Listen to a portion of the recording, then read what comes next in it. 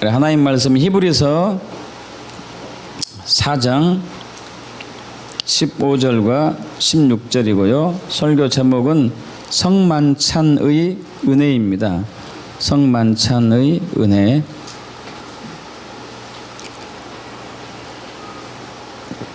히브리서 4장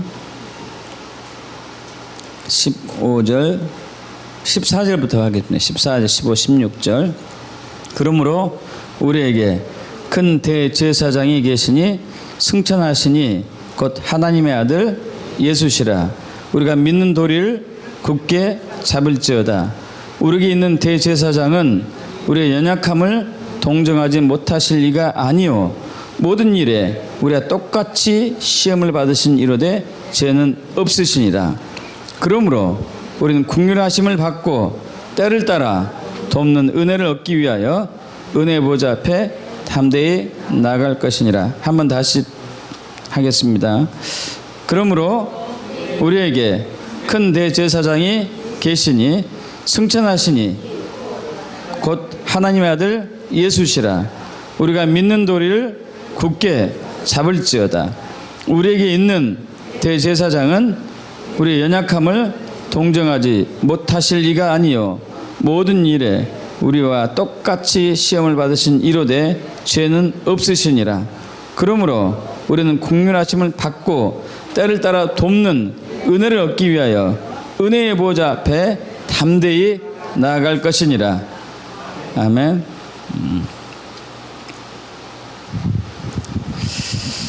외국에서 있었던 일 같아요. 어떤 한 이제 조그만 아이가 유치원 다니까 말까 하는 아주 작은 아이가 여자아이인데 성만찬에 참여했어요. 부모님과 같이. 그래서 이제 목사님이 떡을 주잖아요. 떡이 너무 적은 거예요. 이게 목사님 떡이 너무 적어요. 큰 거 주세요. 이거 양이 안 차요. 그렇게 해서 이제 부모님은 당혹스러워하고 거기는 모든 성도들과 목사님이 웃고 그런 일이 있었다고 합니다. 오늘은 성만찬에 대해서 좀 나누고자 합니다. 그럼 성만찬을 통해서 우리에게 부어주던 하나님의 은혜가 무한하게 많은데 문제는 우리가 그 은혜를 누리지 못하고 있고 그냥 간과해버리고 하나의 의식, 하나의 형식으로 관례로 이렇게 전락하고 말았다는 것이 굉장히 아쉬운 바가 큽니다. 사실 그래서 우리가 성만찬을 하기 전에는 굉장히 경건한 마음으로 준비하고 기도하고 하는 시간이 필요한데 대부분들 이제 그냥 와서 보니까 성만찬이구나. 그래. 성만찬 해야지 하지 뭐. 이렇게 가볍게 생각하는 경우가 굉장히 많이 있죠. 여러분, 하나님의 모든 것들은 우리가 하나하나 소홀히 해서는 절대 안 되고 또 이런 사람에게 하나님께서 은혜를 붓지는 않습니다. 그래서 이 시간 우리가 성만찬이 우리에게 주는 많은 것들이 있는데 이제 가장 중요한 것 하나만 다루려고 합니다. 성만찬 의미가 많이 있습니다. 첫째는 이제 감사의 의미가 있겠죠. 감사의 의미. 그래서 이제 옛말에 감사의 만찬이라고도 했습니다. 감사의 만찬. 그래서 성만찬을 하는 동안에 우리를 창조하신 하나님께 감사하는 것이죠. 또 우리가 타락했는데 구원하신 예수님께 또 감사하는 것이고 또 구원하셔서 뿐만 아니고 우리를 인도하시는 그분께 감사하는 것이고 우리를 성화로 이끌어가는 그분께 감사하는 것이고 우리를 하나님 나라로 이끄시는 그분께 감사하는 것이고 우리는 수많은 감사할 것들이 있는 것이죠. 또 하나는 이제 기념의 의미가 있죠. 기념. 오늘 원래 본 말씀이 그거였죠. 누가복음 22장 19절 보면은 20절 또 떡을 가져 감사 기도하시고 떼어 그들에게 주시며 이르시되 이것은 너희를 위하여 주는 내 몸이라. 너희가 이를 행하여 나를 기념하라 하시고 나를 기념하라 그러시죠. 주님을 기념하는 것이죠. 기념. 이 기념의 의미는 특별한 의미가 있습니다. 이것은 과거에 행했던 일, 과거에 있었던 일, 이것을 기억하는 것으로 끝나는 게 아니죠. 이 기념한다는 얘기는 과거의 일이지만은 지금 현존하는 것으로, 지금 풀어지는 것으로, 지금 역사되는 것으로 받아들이고 믿으란 얘기예요. 또 앞으로 오실 예수님까지 또 함께 한다는 것이죠. 또 희생의 의미가 있죠. 희생의 의미. 성만찬은 희생의 의미. 예수님이 희생을 당하셨기 때문에 그분의 대속의 삶이 우리를 구원하신 것이죠. 그런데 예수님은 희생을 이미 당했는데 한 번의 희생으로 끝났고, 이제 희생의 의미는 더 나아가서 이제 우리가 희생할 차례가 됐다는 얘기예요. 우리가 제물이 될 때가 됐다는 얘기예요. 우리가 제물이. 그래서 이제 성찬 예문에서 그리스도가 우리를 위해 제물이 되신 것 같이 우리는 찬양과 감사로서 우리 자신을 거룩한 산제물로 드립니다 하는 이제 이러한 말씀을 우리가 하는 것이죠. 또 친교의 의미도 있습니다. 친교, 성만찬은 친교. 여러분 우리 이렇게 계시록 3장 20절 보면은 누구니 내 음성을 듣고 문을 열면 내가 그에게로 들어가 그와 더불어 먹고 그와 더불어 먹으리라, 이렇게 얘기하죠.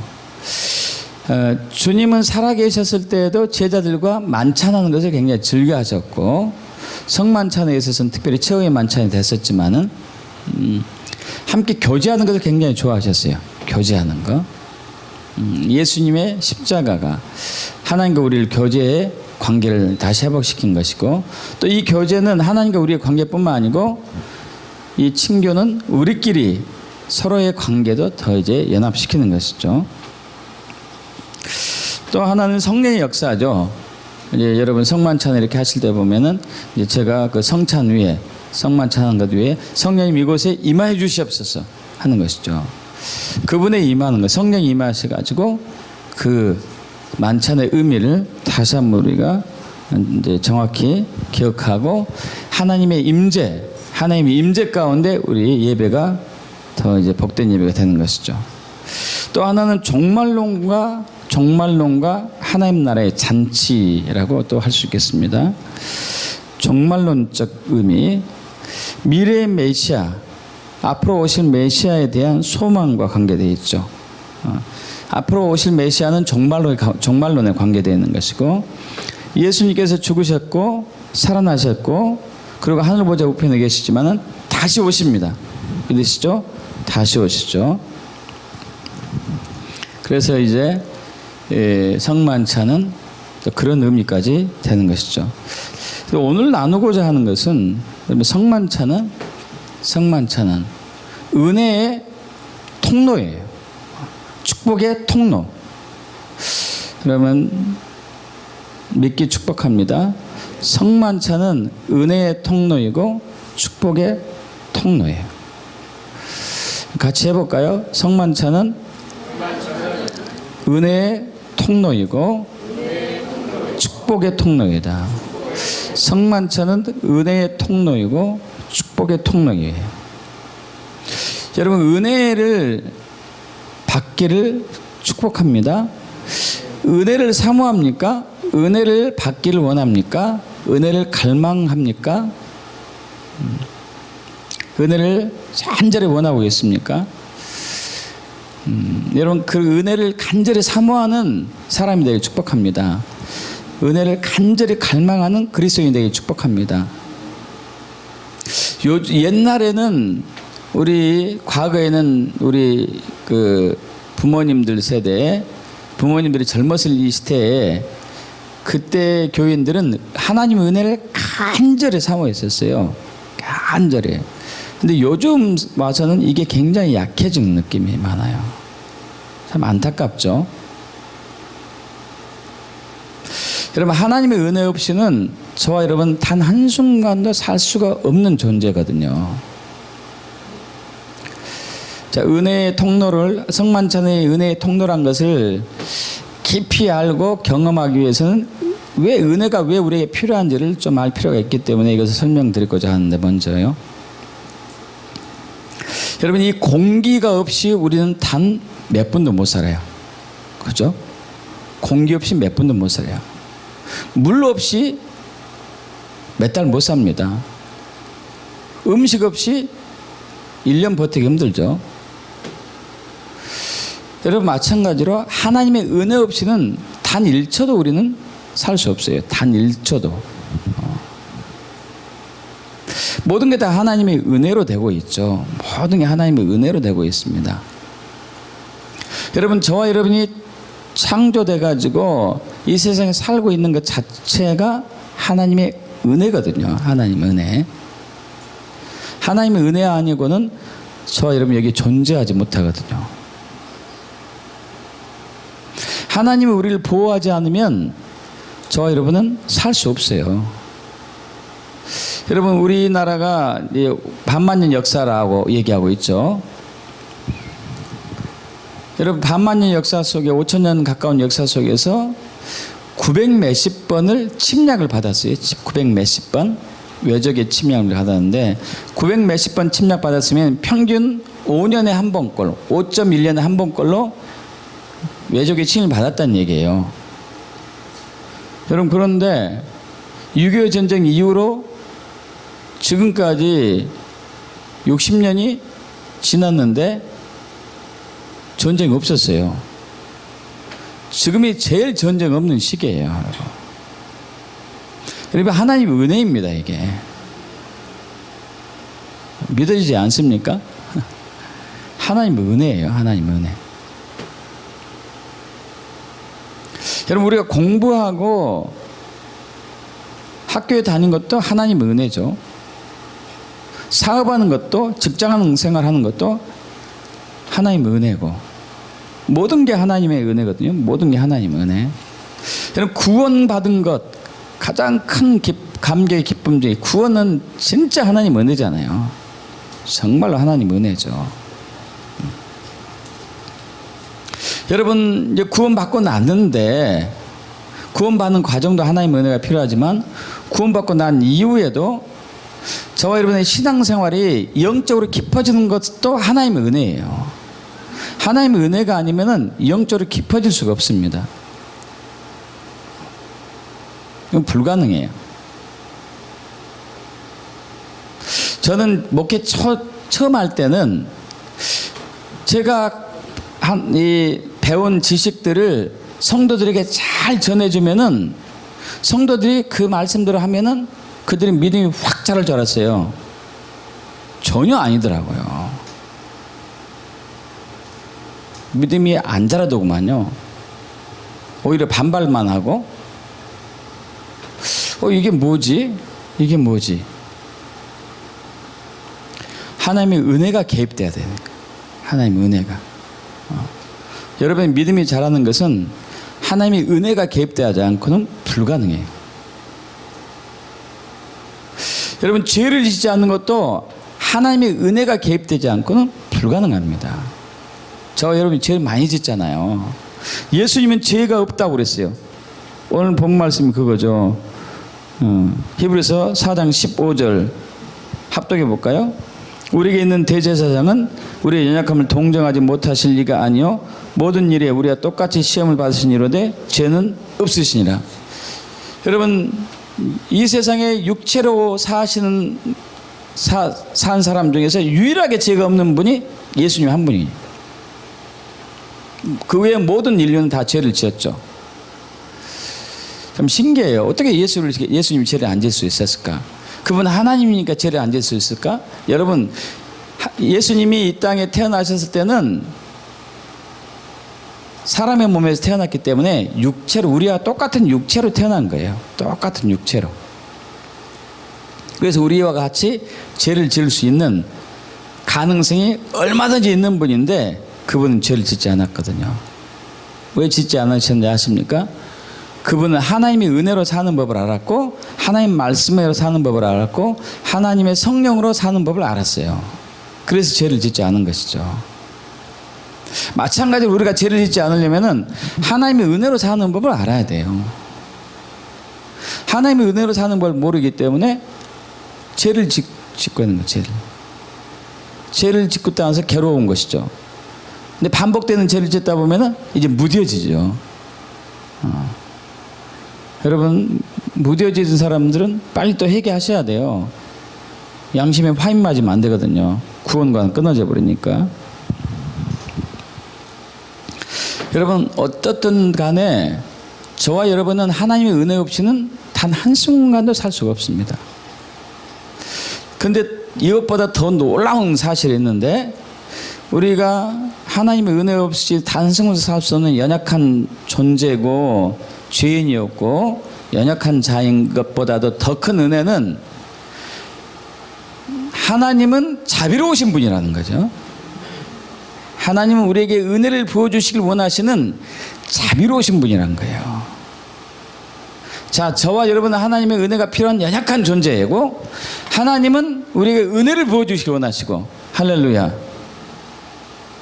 이게 얼마나 큰 축복입니까? 그죠? 얼마나 큰 복이에요. 하나님은 우리에게 은혜를 주기를 원하세요. 그래야 자비로우신 분이기 때문에 하나님이 우리를 긍휼하시게 여기시고 은혜를 부어주기를 원하십니다. 근데 그리고 우리는 은혜가 필요해요. 믿습니까, 여러분? 근데 문제가 있어요. 하나님이 우리에게 은혜를 부어주기를 원하시고 우리는 은혜를 받기를 원하지만은 죄가 가로막혀 있어요. 죄 때문에 이게 안 되는 거예요. 죄 때문에. 그래서 이사야 59장 1절에 2절에 그렇게 얘기하죠. 야, 이스라엘 백성들아 들어봐라. 너희를 내가 구원하지 못한 게 내 손이 짧아서 그러겠느냐? 이것은 내 능력이 부족해서 너희를 구원하지 못하겠느냐? 아니다. 너희 죄악 때문에 너와 나 사이를 갈라놓은 것이고, 너희 죄 때문에 내가 너희를 향한 내 얼굴을 돌릴 수밖에 없었다고 얘기하고 있죠. 죄 때문이에요. 죄 때문에. 문제는 죄 때문인 거예요. 죄 때문에.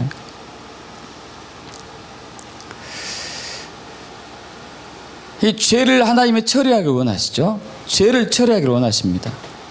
하나님 우리에게 은혜를 주기 위해서 죄를 처리하기를 원하시죠. 죄를 처리하기를. 그래서 구약에서는 어떻게 처리했느냐?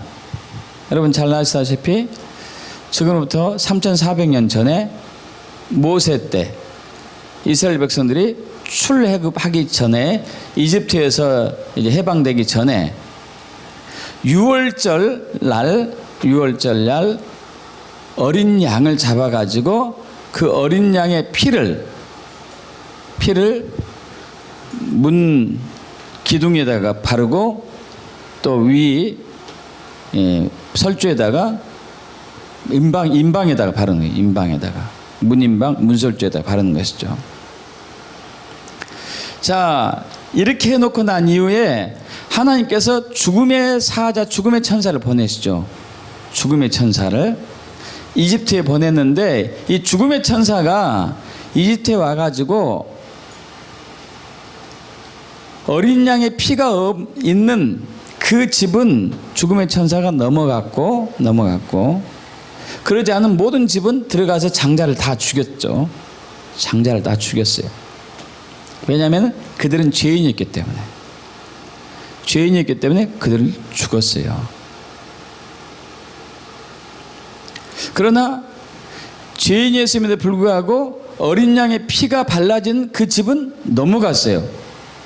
그래서 담을 넘어간다 해서 유월절이라고 해요. 유월절. 천사가 담을 넘어갔다 해서 유월절이라고 그러죠. 자, 이렇게 하나님은 이스라엘 백성들을 보호하시고 심판하신 것이죠. 보호하시고 심판하신 것이에요. 여러분, 그런데 구약에서는 이게 영원한 게 아니었고 1년에 한 번씩 계속 제사를 지냈어야 했죠. 아시다시피.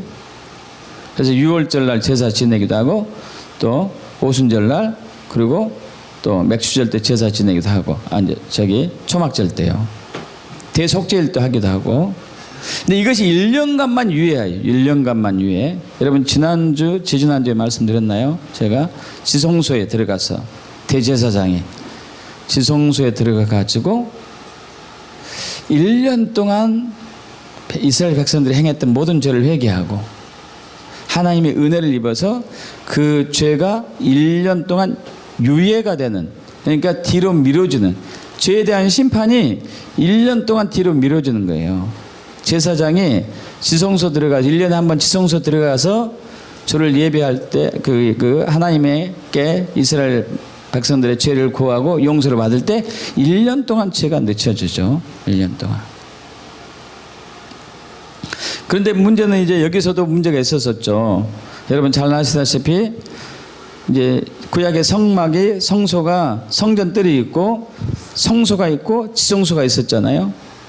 그 휘장이 여기 하나, 또 여기 또 하나 있었었고, 성전뜰에서 물두멍이에서 손을 씻고 번제단에서 희생동물의 피를, 희생동물 죽이고 피를 바르고 피를 뿌리고 그리고 제물을 태우고, 이것 예수님을 예표한다고 했습니다. 그리고 이제 휘장을 열고 성소 들어오죠. 성소 들어오니까 오른쪽에 떡상이 있고 왼쪽에 일곱 촛대가 저기 보이죠? 7촛대가 있고 가운데 향단이 있었고 향을 피우는. 자, 이 세 가지 의식을 통해서 이건 성령의 시대라고, 이게 성령의 시대라고 했습니다.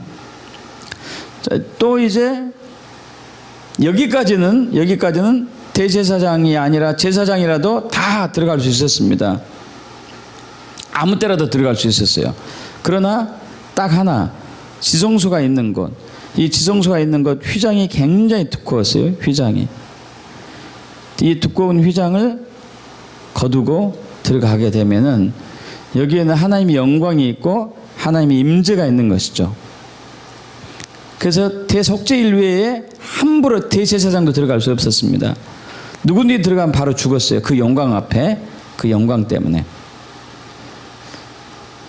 그러나 대제사장도 가끔 죽기도 했었어요. 그래서 이 휘장을 들어가기가 굉장히 두려웠죠. 굉장히 힘들었습니다. 그래서 대제사장은 안 들어갈 수가 없어요. 그러나 왜 안 들어갈 수 없을까요? 이스라엘 백성들의 죄가 1년간 유예가 돼야 되겠다는데 안 들어가면은 안 되니까 들어갔어야 했죠. 근데 들어가기 전에 얼마나 가슴 졸였을까요? 나 죽으면 어떡하지? 막 덜덜덜 떨면서 들어갔을 거예요. 덜덜덜. 이를 지켜보는 이스라엘 백성도 어땠을까요? 이거 올해는 살려나? 이런 마음으로, 막 두려운 마음으로 지켜봤을 거예요. 제발 살아야 할 텐데, 이런 식으로. 여러분, 그런데 예수님께서 이 유월절 날 최후의 만찬을 하시잖아요. 최후의 만찬을. 그러면서 자신이 유월절의 어린 양임을 이제 제자들에게 알려주신 것이죠. 내가 유월절의 어린 양이다. 유월절을 예수님 전 1400년 전에 모세 시대에 이스라엘 백성들이 어린 양의 피를 발랐을 때 그 죽음의 사자가 와도 그 집은 무사했듯이 이제 내가 유월절 그때는 유월절은 예수님을 예표한 것이었기 때문에 이제는 진짜 예수인 내가 와가지고 내 살을 먹고 내 피를 마시는 사람은, 즉 나를 믿는 사람은 죄와 사망의 법에서 해방된다는 것이죠. 믿습니까? 죄와 사망의 법에서 해방되는 거예요. 할렐루야. 이게 은혜죠. 여러분, 그런데 현대 교인들이 여기에만 있어요. 여기에만. 죄와 사망의 법에서 해방됐어. 여러분, 그걸로 끝나는 게 아니죠. 그걸로 끝나는 게 아니고 우리는 계속 이 지성소 안에 들어가야 돼요. 지성소 안에. 저와 여러분은 지성소 안에 자주 들어가야 되는 거예요. 자주. 구약 시대는 못 들어갔어요. 들어가면 죽으니까. 정해진 날 들어가더라도 죽을 수밖에 없으니까 들어가기도 힘들었고 두려웠고. 근데 그러나 예수님께서 십자가에서 달려 돌아가실 날 여러분 잘 아시다시피 휘장이 둘로 쫙 찢어지죠. 10cm 된 휘장이 둘로 확 찢어지죠. 마태복음, 복음서에 마태, 마가, 누가복음 다 있는 얘기지만은 돌아가신 날 휘장이 확 찢어졌어요. 여러분 휘장이 찢어졌다는 얘기는 뭐죠? 이제 너희와 나 사이에 담은 없다 이거예요. 담은 없다. 너희와 나 사이에 가로막는 담은 없다. 이제 너희가 마음대로 지성소로 들어와도 된다는 얘기죠. 마음대로. 자, 다시 한번 우리 히브리서 4장 우리 14절부터 16절 합독합니다. 그러므로 우리에게 큰 대제사장이 계시니 승천하시니 곧 하나님의 아들 예수시라. 우리가 믿는 도리를 굳게 잡을지어다. 우리에게는 대제사장은 우리의 연약함을 동정하지 못하실 리가 아니요 모든 일에 우리 똑같이 시험을 받으신 이로되 죄는 없으시니라. 그러므로 우리는 국률하심을 받고 때를 따라 돕는 은혜를 얻기 위하여 은혜의 보좌 앞에 담대히 나아갈 것이니라. 여러분 은혜의 보좌는 성소로 얘기하면 지성소를 얘기해요. 지성소에 들어가면은 은혜를 입어요. 자, 1년에 한 번씩 대제사장이 지성소에 들어가 가지고 이스라엘 모든 죄를 고백하고 회개하면은 하나님이 은혜를 주셔가지고 이스라엘 백성들의 죄를 1년 동안 유예를 시켜줘요. 유예. 심판을 연기시켜줬다고요. 자, 그런데 신약에 와서는 이게 아니고 예수를 믿기 때문에 더 이상 희생동물을 양이나 염소나 소를 잡을 필요가 없고 예수님은 붙들고 지성소 안으로 들어갈 수가 있다는 얘기예요. 있습니까? 자, 그래서 우리 14절 다시 한번 합독합니다. 그러므로 이게 큰 대제사장이 계시니 승천하시니 곧 하나님의 아들 예수시라. 우리가 믿는 도리를 굳게 잡을지어다. 왜 이런 말을 썼을까요? 왜 예수를 굳게 잡으라고 했을까요? 옛날에는 양의 피를 바르고 들어가도 죽을 수도 있었어요. 죽을 수도. 그런데 이제는 아니에요. 예수를 굳게 붙들고 예수를 신실하게 믿고 지성소 안에 들어가도 산다 이거예요. 할렐루야. 믿습니까? 살. 여러분 지금은 은혜의 시대라고 그러죠. 은혜의 시대. 은혜의 시대. 구약은 뭐 율법의 시대 이렇게 얘기할 수도 있고 지금은 은혜의 시대, 성령의 시대라고 얘기하는데 그리고 은혜의 시대에서는 은혜의 시대가 무슨 얘기일까요? 무슨 얘기죠? 여러분 은혜의 시대가 무슨 얘기입니까? 항상 하나님의 은혜가 넘치도록 우리 가운데 임한다는 얘기고 우리는 그 은혜가 항상 필요하다는 얘기죠. 그죠? 우리는 항상 은혜가 필요하고 하나님 우리에게 넘치도록 은혜를 주신다는 얘기인데 그 은혜가 은혜의 보좌에 있다니까요. 지성소 안에 있어요. 지성소 안에. 믿습니까? 여기에 있는 게 아니고 여기도 일부러 있습니다. 근데 부스러기 여기 있는 은혜는 부스러기예요. 부스러기. 여기 있는 은혜는 엄청난 은혜래요. 엄청난. 믿습니까? 엄청난 은혜예요. 엄청난 은혜. 은혜 위에 은혜. 할렐루야. 은혜 위에 은혜. 여러분 지금 사람의 수명이 몇 년이죠? 뭐 100년, 좀 있으면 120년, 150년.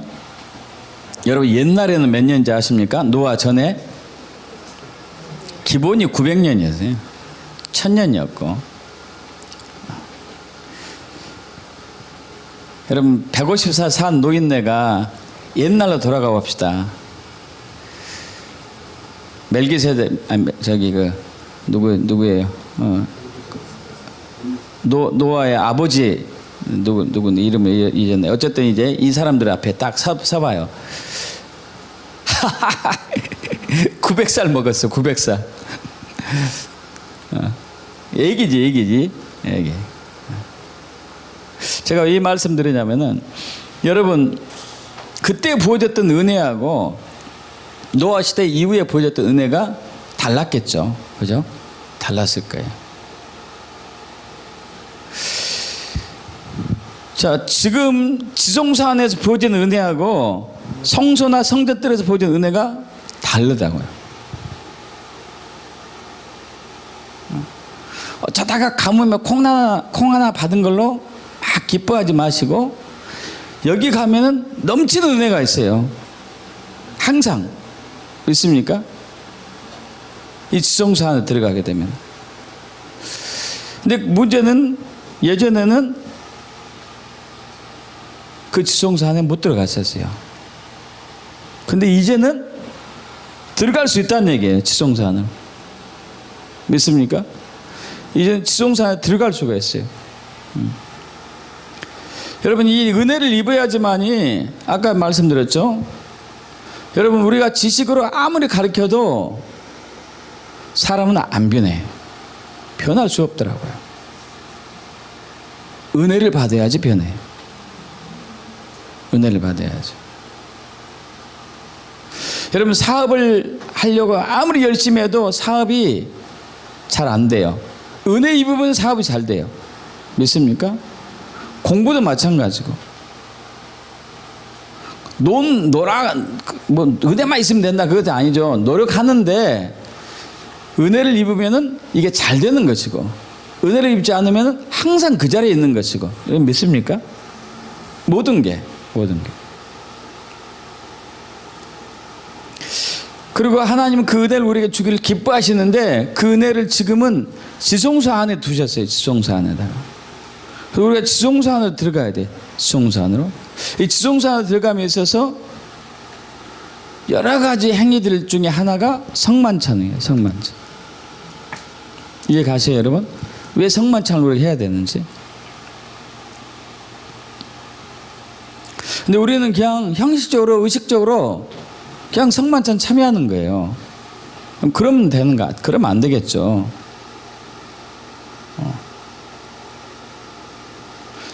은혜를 사모해야 되겠죠. 그 성소 안에 들어가길, 지성소 안에 들어가기 위해서 갈망해야 되겠죠. 지성소 안에는 하나님이 임재가 계시고 하나님의 영광이 계신 것이고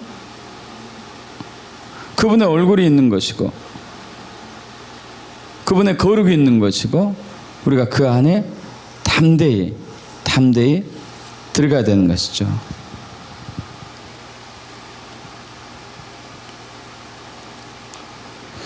여러분,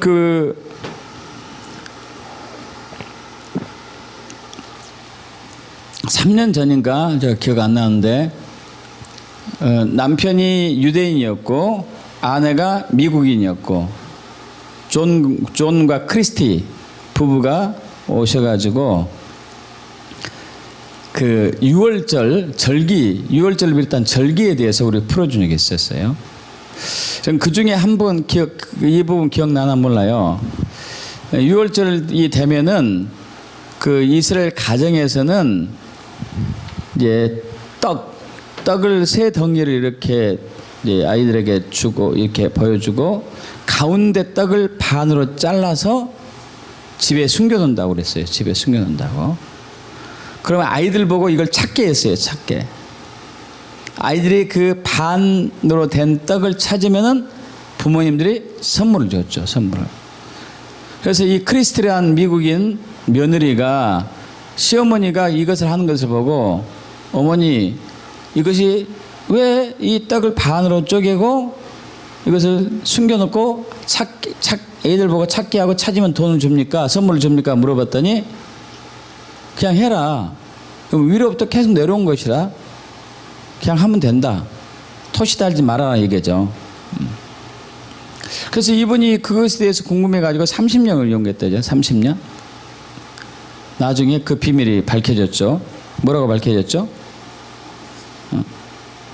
자, 그러니까 떡이 세 덩어리는 성부, 성자, 성령을 얘기했고 가운데는 쪼개진 예수님의 몸을 얘기했고 창에 찔리고 채찍에 맞으신 찢기신 예수님의 몸을 얘기했네.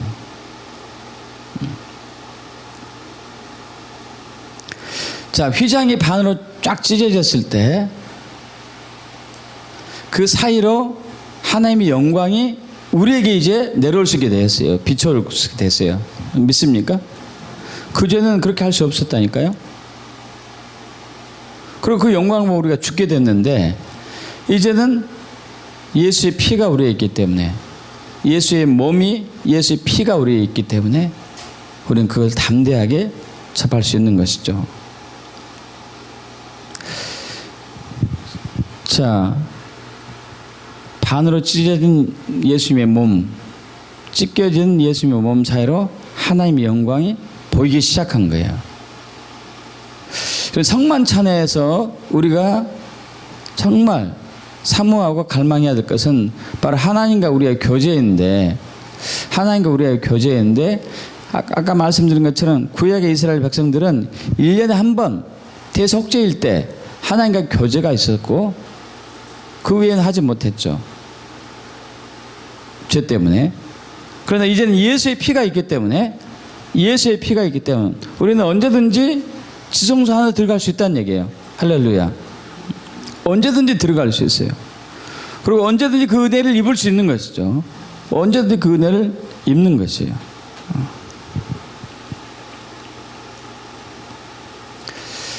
그 은혜로 살게 되면은 모든 삶의 영역에서 우리는 승리하고 돌파하고 열매 맺는 삶을 살 수 있는 것이죠. 여러분이 아무리 몸부림쳐도 우리 힘과 능력으로는 이 사회의 악한 것을 막을 수는 없어요. 여러분, 이 사회가 점점 더 악해지고 있지 않습니까? 점점 더 악해지고 있다니까요. 최근에 사드 배치 문제로 국민들의 갈등이 또 일어나고 있어요. 해야 된다, 말해야 된다, 막 갑론을박이죠. 그것뿐만 아니고 다른 일도 너무너무 문제가 산재해 있는데 이 문제까지 터져가지고 해야 된다, 말해야 된다, 막 이래요. 와, 이런 문제들을 어떻게 막죠? 대통령이 할 수 있겠습니까? 대통령도 요즘 막 겁나서 못 해먹겠어요. 그죠?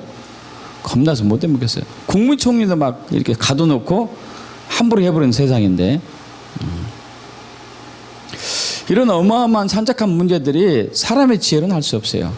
하나님의 능력과 하나님의 은혜로, 하나님의 지혜로만 할 수 있는 부분이죠. 그것을, 구약에는 그 은혜를 입을 기회가 1년에 딱 한 번 있었지만 이제 신약에 와서는 예수님의 십자가의 고난과 죽음과 부활로 인해 가지고 우리는 수시로 그 은혜를 만날 수 있고 그 은혜를 입을 수 있는 그 시대가 됐다는 얘기죠. 할렐루야. 믿습니까? 그래서 성만찬은 그래서 중요한 거죠. 성만찬 하는 이유가 거기 있어요. 여러분, 그래서 초대교회에서는요, 성만찬이 일주일에 한 번 이상 있었다니까요. 일주일에 한 번 이상.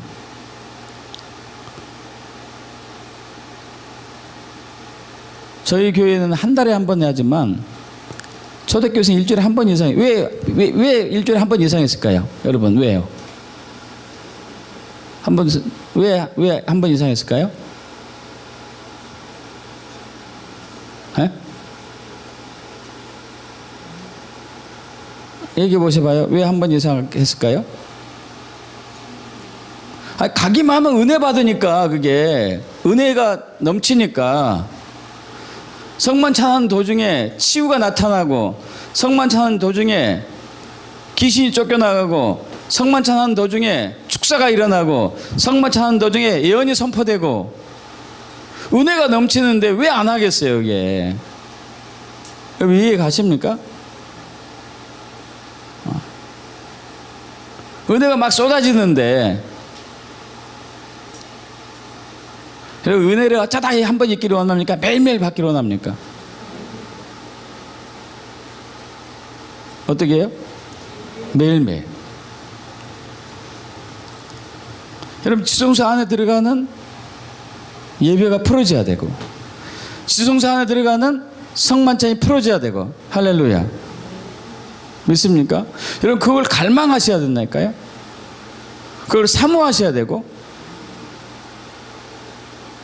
그냥 어쩌다가 한번 쏟아지는 그 은혜로 지푸라기 부스러기 은혜로 살지 말고 넘치는 은혜로 살기 축복합니다. 넘치는 은혜로. 여러분 그럼 주일날 오기 전에 일주일 내내 사모하셔야 된다니까요.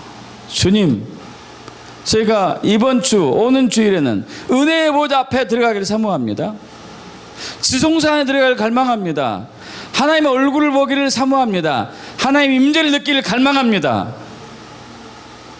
저는 배가 고픕니다. 부스러기로 만족하지 않겠습니다. 주님과 함께 주님과 같이 먹고 마시겠습니다.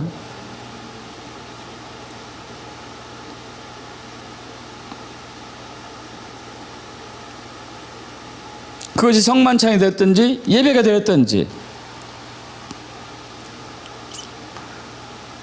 여러분 너무 예배를 의식화 만들고 성만찬을 형식화 만들고 관례화하고 예전에 했었고 지금도 하고 내일도 하고 다음 주도 하고 한 달 후에도 하고, 여러분 이게 아니라니까요. 우리는 은혜가 필요하다니까요. 여러분 은혜 필요하지 않습니까? 여러분 하나님이 보호막 거두면요 오늘 하루도 넘기기 힘들어요. 언제 사고 나서 죽을지도 몰라요. 언제 사고 나서 죽을지 모른다고요. 언제 질병이 걸릴지도 모르는 것이고 언제 어려움이 닥칠지도 모르는 것이고, 지금도 크고 작은 어려움들이 다 있죠. 여러분 그것은 하나님의 은혜를 통해서 다 풀어질 수 있거든요. 믿습니까? 하나님의 은혜로서 다 풀어질 수 있는 것이죠. 그럼 그 은혜의 보좌 앞에 우리가 가야 돼요. 할렐루야. 은혜의 보좌 앞에 가야 된다고요. 근데 가지 않고 구약에 얘기했지만 마당만 밟고요. 마당만 밟는 예배라고 그러죠. 우리 모르는 분을 위해서 이사야 1장을 보죠. 이사야 1장.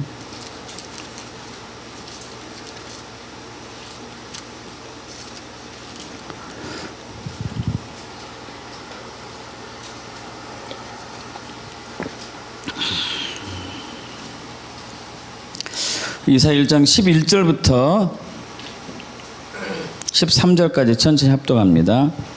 여호와께서 말씀하시되 너희의 무수한 재물이 내게 무엇이 유익하뇨? 나는 숫 양의 번제와 살찐 짐승의 기름에 배불렀고 나는 수송아지나 어린 양이나 순 염소의 피를 기뻐하지 아니하노라. 너희가 내 앞에 보이러 오니 이것을 누가 너희에게 요구하였느냐? 내 마당만 밟을 뿐이니라. 헛된 재물은 다시 가져오지 말라. 분향은 내가 가정이 여기는 바요. 월삭과 안식일로 대회를 모이는 것도 그러하니 성묘에 아울러 악을 행하는 것도 내가 견디지 못하겠노라. 여러분 여기서 무수한 재물 많이 들여지는 것들을 보게 되면은 저들이 안식일도 잘 지켰고 절기도 잘 지켰고 월삭 매월 첫날 하루 첫 번째 날 매달 첫 번 1월 1일, 2월 1일, 3월 1일 드리는 예배도 잘 지켰고, 지금 얘기하면 수요 예배, 새벽 예배, 주일 예배는 물론이고 금요철야 또 부흥성에 모든 걸 다 열심히 참여했어요. 그리고 헌금도 잘했고. 근데 문제는 그냥 마당만 있다가 그냥 갔다는 얘기예요. 마당만 있다가. 지성소 안에 들어와야 되는데 마당만 밟고 그냥 간 거예요. 마당만 밟고. 하나님이 이걸 싫어했다는 거예요. 하나님이 이걸 기뻐하지 않으셨어요. 아이 하나님 내 옆에 사람은 교회도 안 나오는데 나는 그래도 여기 마당이라도 오잖아요. 은혜를 좀 줘야 되지 않겠습니까? 여러분 은혜 주십니다. 무슨 은혜? 부스러기 은혜. 부스러기 은혜 주시죠. 마당만 밟는 사람에게도. 여러분 그런데 부스러기 은혜로는 세상을 이겨낼 수는 없겠죠. 넘치는 은혜를 받길 축복합니다. 은혜 위에 은혜를 받길 축복합니다. 그럼 지성소 안으로 들어오셔야 돼요. 지성소 안으로. 지성소 안에 들어와서 하나님 만나야죠. 할렐루야. 하나님 얼굴을 봐야죠. 하나님 임재를 느껴야 되겠죠. 전심으로 주를 예배해야 돼. 전심으로. 그냥 의식적으로 형식적으로 하지 말고 전심으로 모든 걸 다해서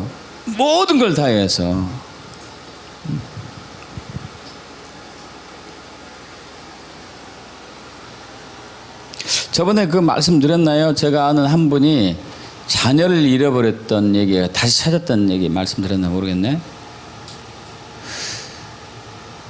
그분이 지금 그 자녀가 50살 가까이 됐는데 10살 때인가 애를 잃어버렸대요.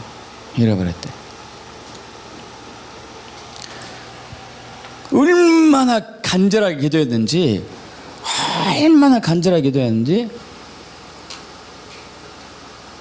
기도 중에 자기 아들이 앞에 서 있더래요. 기도 중에. 근데 형상만 있었었죠. 이렇게 잡으니까 잡히진 않았었고. 그 다음날 왔대. 그 다음날. 얼마나 간절히 기도했는지, 얼마나.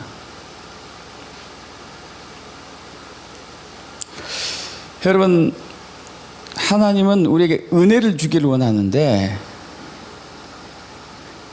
하나님의 임재 안에 들어왔을 때 그 은혜가 풀어져요. 하나님의 영광 앞에 머물렀을 때 그 은혜가 풀어진다니까요. 할렐루야. 있습니까? 하나님의 지성소 안에 들어오길 축복합니다. 그럼 성만찬이 됐든지 예배가 되었든지 이 모든 것들은 우리를 지성소 안으로 이끌어가는 하나의 수단이 되는 거예요. 우리를 지성소 안에 머물게 하는 하나의 계기가 되는 것이죠. 계기가. 그때 하나님의 영광 앞에, 하나님의 임재 앞에 우리가 엎드리고 무릎 꿇고 회개하고 그분의 사랑을 맛보고 그분의 선하심을 경험하고 그분의 은혜를 누리게 되는 거죠. 할렐루야. 믿습니까?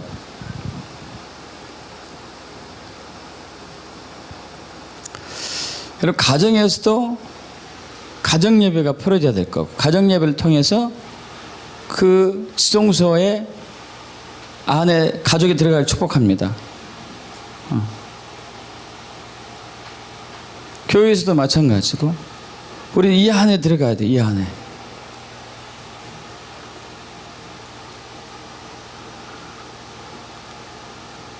더 이상 이제 마당만 밟지 마십시오.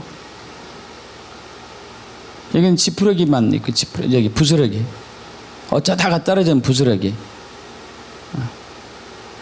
이걸로 만족하시면 안 돼. 우리는 넘치는 은혜를 받을 수 있는 자격이 갖춰졌어요. 할렐루야. 믿습니까? 넘치는 은혜를 받을 수 있는, 은혜 위에 은혜를 받을 수 있는 그런 은혜가 풀어졌다니까요. 할렐루야. 이 안으로 들어오십시오. 이 안으로. 이따 우리 식사 후에 그 koptic 교인들이 했던 성만찬을 해볼 거예요. 그때 이집트에서 했던 그 감동과 그 임재가 풀어지기를 갈망합니다. 저는. 여러분도 사모하셔야 해요. 주님, 제가 지성소 안에 들어가길 갈망합니다.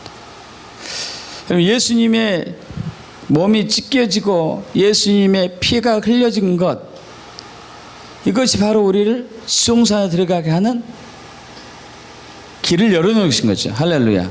믿습니까? 휘장이 찢겨져 가지고 그 길이 열린 것이요. 몸이 나눠져 가지고 길이 열린 것이라고요. 할렐루야. 있습니까? 피가 뿌려져서 길이 열린 거예요. 길이. 그 안으로 들어가셔야 돼요. 그러면 나를 왜 창조하셨는지, 내가 왜 살아야 되고, 내가 앞으로 무엇을 하게 될지, 어떻게 그것을 이루게 될지, 모든 것이 다 거기에 있죠. 은혜 안에. 믿습니까? 그래서 여러분, 성만찬은 은혜의 통로예요. 축복의 통로고. 할렐루야. 그걸 누리길 축복합니다. 넘치도록 누리길 축복합니다. 기도하겠습니다. 아멘.